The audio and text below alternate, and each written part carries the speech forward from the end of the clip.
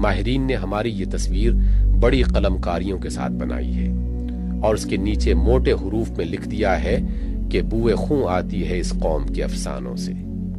لطف یہ ہے کہ اس تصویر کے بنانے والے ہمارے وہ مہربان ہیں جو خود کئی صدیوں سے انتہا درجے کی غیر مقدس جنگ ان ہولی وار میں مشغول ہیں۔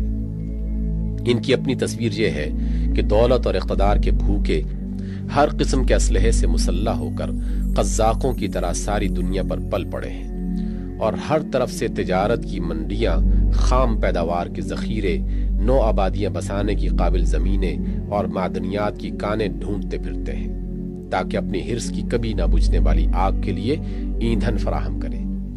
ان کی جنگ خدا کی راہ میں نہیں بلکہ پیٹ کی راہ میں ہے، ہوس اور نفس امارہ کی راہ میں ہے۔ ان کے نزدیک کسی قوم پر حملہ کرنے کے لیے بس یہ کافی وجہ جواز ہے کہ اس کی زمین میں کانیں ہیں، یا اجناس کافی پیدا ہوتی ہے، یا وہاں تیل نکل آیا ہے، یا ان کے کارخانوں کا مال وہاں اچھی طرح کھپایا جا سکتا ہے، یا اپنی زائد آبادی کو وہاں آسانی کے ساتھ بسایا جا سکتا ہے، کچھ اور نہیں۔ تو اس قوم کا یہ گناہ بھی کوئی معمولی گناہ نہیں ہے کہ وہ کسی ایسے ملک کے راستے میں رہتی ہے جس پر یہ پہلے قبضہ کر چکے ہیں یا اب قبضہ کرنا چاہتے ہیں۔ ہم نے تو جو کچھ کیا وہ زمانہ ماضی کا قصہ ہے اور ان کے کارنامے حال کے واقعات ہیں جو شب و روز دنیا کی آنکھوں کے سامنے گزر رہے ہیں۔ ایشیا، افریقہ، یورپ، امریکہ، غرض کرۂ زمین کا کون سا حصہ بچا رہ گیا ہے جو ان کی اس غیر مقدس جنگ سے لالہزار نہیں ہو چکا؟ مگر ان کی مہارت قابل داد ہے۔ انہوں نے ہماری تصویر اتنی بھیانک اور اتنی بری بنائی کہ خود ان کی تصویر اس کے پیچھے چھپ گئی، اور ہماری سادہ لوحی بھی قابل داد ہے۔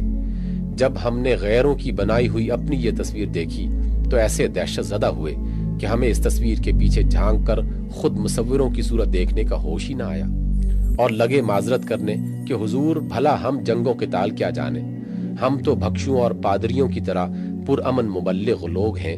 چند مذہبی عقائد کی تردید کرنا اور ان کی جگہ کچھ دوسرے عقائد لوگوں سے تسلیم کرا لینا، بس یہ ہمارا کام ہے، ہمیں تلوار سے کیا واسطہ۔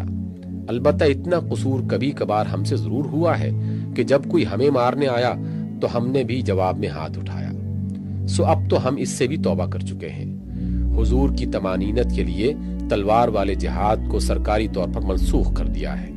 اب تو جہاد فقط زبان و قلم کی کوشش کا نام ہے۔ تو پر بندوق چلانا سرکار کا کام ہے اور زبان و قلم چلانا ہمارا کام۔